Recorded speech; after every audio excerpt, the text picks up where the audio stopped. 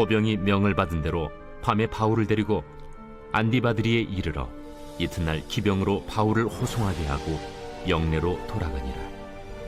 그들이 가이사랴에 들어가서 편지를 총독에게 드리고 바울을 그 앞에 세우니 총독이 읽고 바울더러 어느 영지 사람이냐 물어 길리기아 사람인 줄 알고 이르되 너를 고발하는 사람들이 오거든 네 말을 들으리라 하고 헤롯 궁에 그를 지키라 명하니라.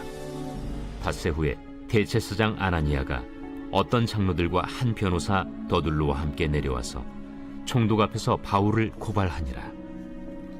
바울을 부르매 더둘로가 고발하여 이르되 벨릭스 각하여, 우리가 당신을 힘입어 태평을 누리고 또 이 민족이 당신의 선견으로 말미암아 여러 가지로 개선된 것을 우리가 어느 모양으로나 어느 곳에서나 크게 감사하나이다. 당신을 더 괴롭게 아니하려 하여 우리가 대강 여짜옵나니 관용하여 들으시기를 원하나이다. 우리가 보니 이 사람은 전염병 같은 자라. 천하에 흩어진 유대인을 다 소유하게 하는 자요, 나사렛 이단의 우두머리라. 그가 또 성전을 더럽게 하려 함으로 우리가 잡았사오니 당신이 친히 그를 신문하시면 우리가 고발하는 이 모든 일을 아실 수 있나이다. 유대인들도 이에 참가하여 이 말이 옳다 주장하니라. 안녕하세요. 행복한 아침 묵상에 오신 성도님들을 환영하고 축복합니다. 오늘 우리가 함께 나눌 말씀은 사도행전 23장 31절부터 24장 9절 말씀입니다. 우리 성도님들은 어렸을 때 별명이 있으신가요? 저도 여러 많은 별명들이 있었는데요. 하나 기억에 남는 별명은 척척 박사였습니다. 척척 박사, 어떤 뜻일까요? 일반적으로 척척 박사는 어떤 질문이든 척척 대답해주는 사람을 말합니다. 하지만 저의 별명 척척 박사는 그런 뜻이 아니라 척하는 사람이라는 뜻으로 척척 박사라는 별명을 가지고 있었습니다. 장난이 많았던 저는 친구들과 함께 있으면 화난 척, 우는 척, 아픈 척하며 장난을 치기도 하고 스스로 잘 표현하지 않는 저는 안 힘든 척, 괜찮은 척 하는 것을 친구들은 다 알고서 저에게 척하는 척척 박사라는 별명을 지어주었던 것이죠. 오늘 말씀에서도 그런 척하는 사람들에 대해 말하고 있습니다. 그 전의 말씀을 보면 바울은 유대인들의 고발로 인해 호송이 되던 중이었습니다. 바울이 총독에게로 보내진 이유는 암살 음모 때문이었습니다. 유대인들이 바울을 살해하기 위해 암살단까지 조직했었기 때문입니다.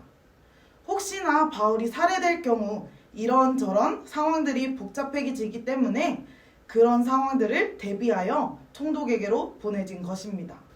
33절과 34절 말씀에 보면 그들이 가이사랴에 들어가서 편지를 총독에게 드리고 바울을 그 앞에 세우니 총독이 읽고 바울더러 어느 영지 사람이냐 물어 길리기아 사람인 줄 알고. 아멘. 바울을 호송하던 부대는 가이사랴에 도착했습니다. 그리고는 총독에게 편지를 전달하고 바울을 그 앞에 세웠습니다. 편지를 읽은 총독은 바울의 출신을 물었습니다. 총독이 바울의 출신을 물은 이유는 무엇일까요? 총독으로서 자신이 직접 다룰 수 있는 사건인지 알아보기 위함이었죠. 루시아의 편지를 통해 총독은 바울을 고발한 유대인들이 곧 올 것이라고 판단하여 바울을 감금하도록 지시했습니다. 바울이 헤롯 궁에 감금된 지 며칠 후 바울을 찾아온 사람들이 있었습니다. 바로 대제사장 아나니아와 장로들입니다. 그들은 더둘로라는 변호사와 함께 나타났습니다. 그리고는 그들은 총독 앞에서 바울을 고발했습니다. 대제사장과 장로들은 자신들이 정의와 공의를 행하는 척하며 변호사를 대동했지만 이미 그들은 불법적으로 바울을 죽이려 했을 만큼 정의와는 거리가 멀었습니다. 더둘로는 총독에게 아첨을 하며 고발을 시작했습니다. 5절과 6절 말씀입니다. 우리가 보니 이 사람은 전염병 같은 자라. 천하에 흩어진 유대인을 다 소유하게 하는 자요, 나사렛 이단의 우두머리라.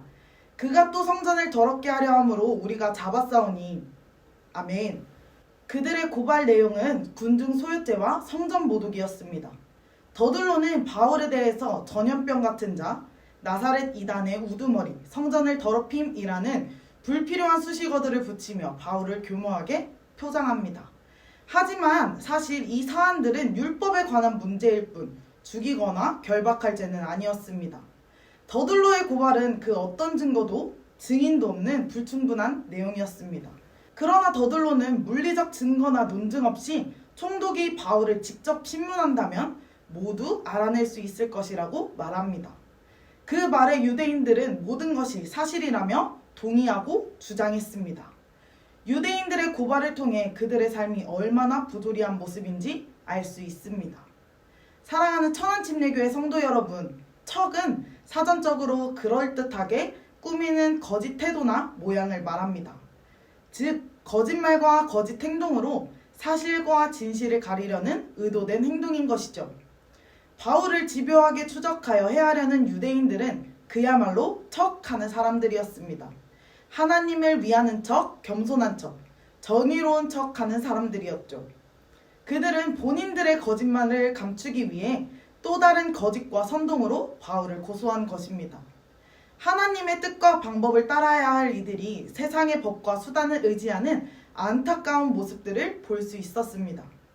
우리도 그들과 같이 척하는 사람은 아닌지 되돌아보길 원합니다. 남들에게 잘 보이기 위해 기도하는 척, 열심히 찬양하는 척하진 않았나요? 나의 잘못을 가리기 위해 이런저런 척을 하진 않았나요? 우리의 척에 대해 다른 사람들은 속아 넘어갈지도 모릅니다. 하지만 우리를 만드시고 우리를 사랑하시는 하나님은 우리의 모든 것을 다 알고 계십니다.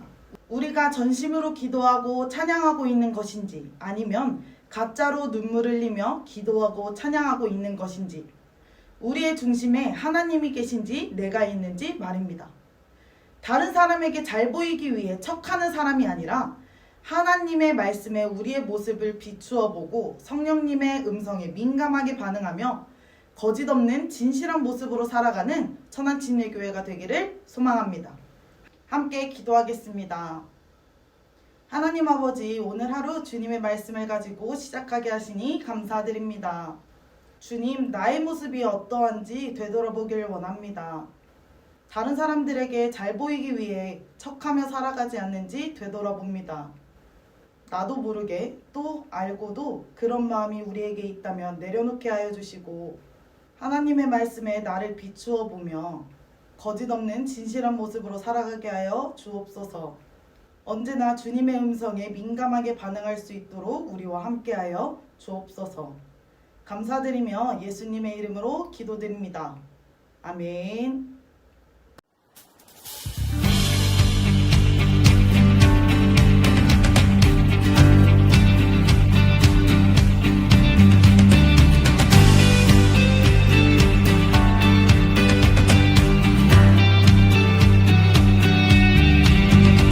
선하심과 진실함을 담기 원해.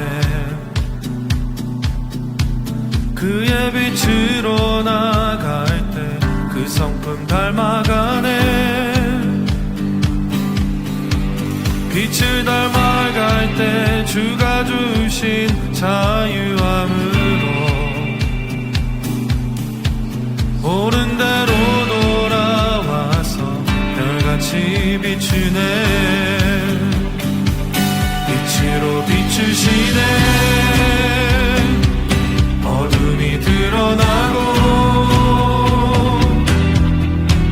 나를 숨은 어물에서 벗어나게 하시네.